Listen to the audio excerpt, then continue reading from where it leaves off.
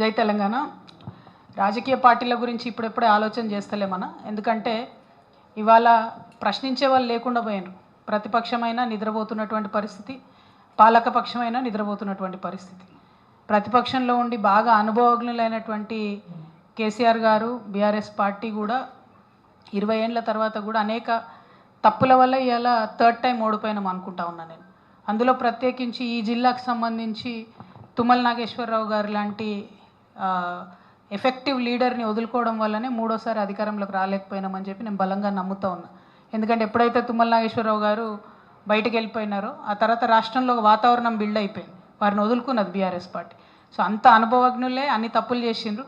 So నేను party పెట్టాలంటే చాలా ఇంకా నేర్చుకోవాలి, ప్రజల దగ్గరికి వెళ్ళాలి, ప్రజా సమస్యలు గుర్తించాలి, ప్రతి జిల్లాకు తిరగాలి.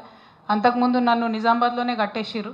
సో నిజామాబాద్లోంచి ఇప్పుడు నేను బయటకు వచ్చి ఒక్కొక్క జిల్లాకు వచ్చి అందరినీ మళ్ళీ కలుస్తున్నా. మా జాగృతిని మళ్ళీ నిర్మించుకుంటున్నాం. జాగృతి క్యాడర్ నిర్మించుకోవడంతో పాటు నేను అక్కడ ఆయా జిల్లాల్లో స్థానికంగా ఉండేటటువంటి సమస్యల మీద అండర్స్టాండింగ్ తెచ్చుకుంటాను. నేను పార్టీ అనేది పెట్టినప్పుడు ఖచ్చితంగా అది ప్రజల పక్షాన, ప్రజలకు ఒక వజ్రాయుధం లాంటి పార్టీని నిర్మించే ఆలోచనలో ఉన్నాను తప్పితే ఏదో పార్టీ పెట్టుకున్నామా, ఒక దాంట్లో పోటీ చేసినామా, తెల్లారి మాయమైపోయినామా, రేపు పొద్దున ఇంకోటి మాట్లాడినామా అన్నది కాకుండా ఒక స్టాండర్డ్ ఆల్టర్నేటివ్ పాలిటిక్స్ ఈ రాష్ట్రంలో నిర్మించాలి. అది పార్టీ పెడితేనే ఉండదు, పార్టీ పెట్టకుండా కూడా బోల్డంత రాజకీయాలు చేయొచ్చు. తెలంగాణ జాగృతి పుట్టినప్పటి నుంచి కూడా రాజకీయ అంశాల పట్లనే మాట్లాడుతున్నాం.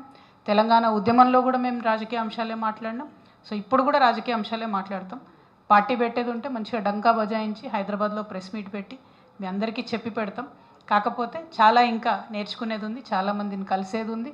ఇప్పుడు ఉండేటటువంటి ప్రభుత్వాలు, అది కేంద్ర రాష్ట్ర ప్రభుత్వాల మీద ఒత్తిడి పెంచేది ఉంది కాబట్టి ఆ పనిలో ప్రస్తుతానికి బిజీగా ఉన్నాం, ఆ పని కొనసాగిస్తాం. Thank you.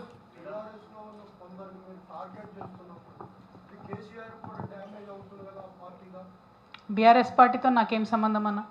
బీఆర్ఎస్ పార్టీలకి వెళ్ళి